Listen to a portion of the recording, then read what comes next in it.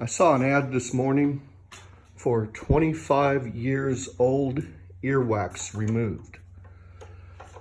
The thing looked like the handle of a toothbrush. A young lady was holding it in front of her face, and I thought, is that a 25 years old person's earwax removed? Or is that 25 years that the earwax has been in there and it was removed? Then I'm thinking, do people really believe these ads? Like, you're gonna have earwax in your ears for 25 years and you need to buy this special thing to remove it? I mean, far be it from me to not take the opportunity to buy a new tool or toy should I have the chance, but really. Well, I've got all this stuff I need to go paint my barn. I've been working on this barn here for all summer, it seems like. Had a couple of hiatuses, if that's the right word, hiatus.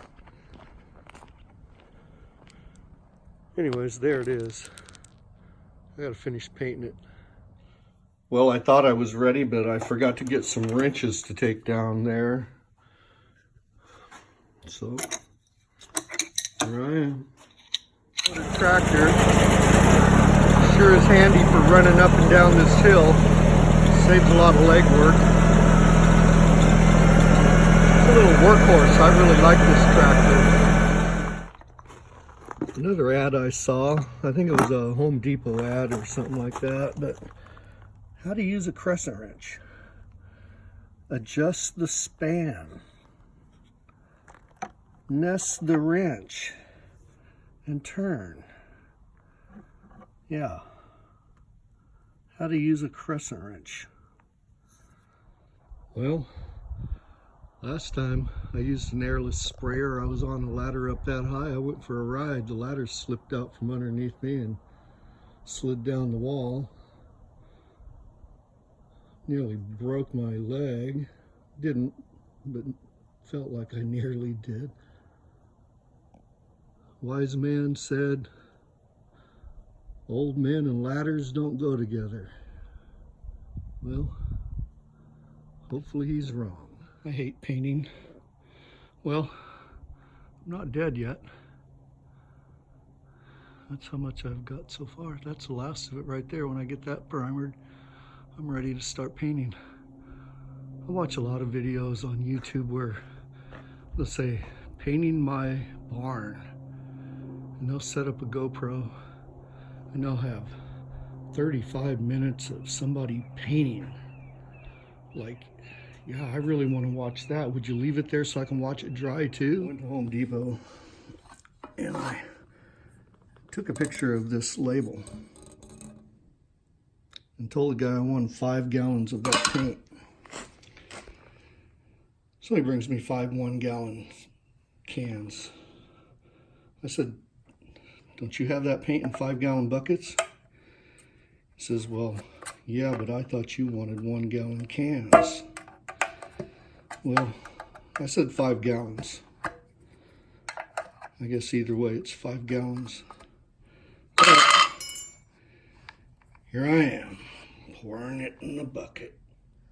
Now, I haven't paid for it yet, so I probably could have just said, no, I don't want that paint. Mix it up in a 5-gallon bucket. But I thought I'd be nice. So I guess the thing is, you gotta be specific. Or really, he should have asked, do you want that in 1-gallon cans or a 5-gallon bucket? But really, I wonder, I was being nice to the guy. Was that the right thing to do? What about the next guy that wants to buy paint?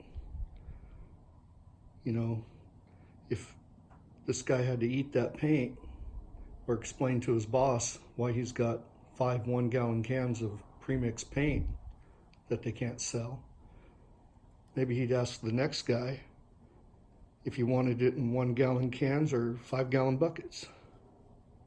I don't know.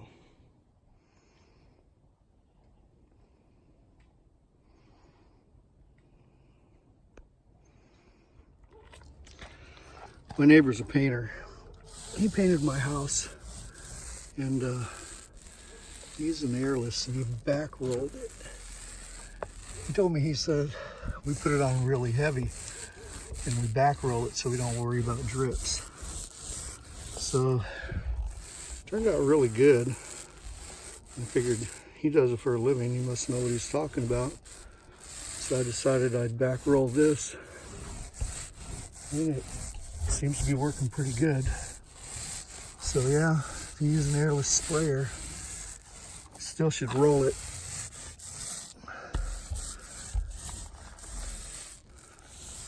My brother died this week, or does that sound a little crass? Maybe I should say he passed away. Yeah, 66 years old. Just about a month and a few days short of his 67th birthday. Yep, gonna miss him. He was a good guy. Well, this is my progress for today.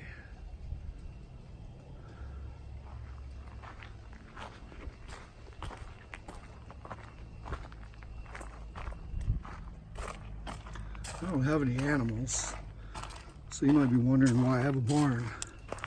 Well,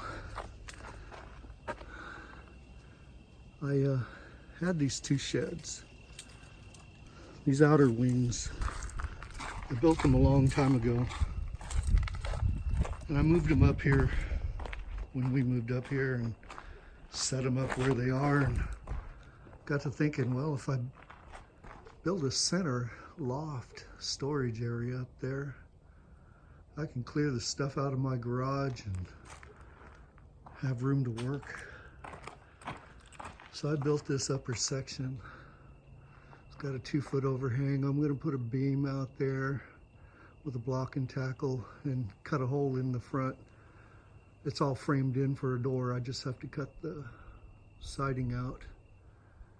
And anyways, I kept calling it my shed, but I always said I was gonna turn my sheds into something that looked like a barn. And one day my son called me and he says, you know,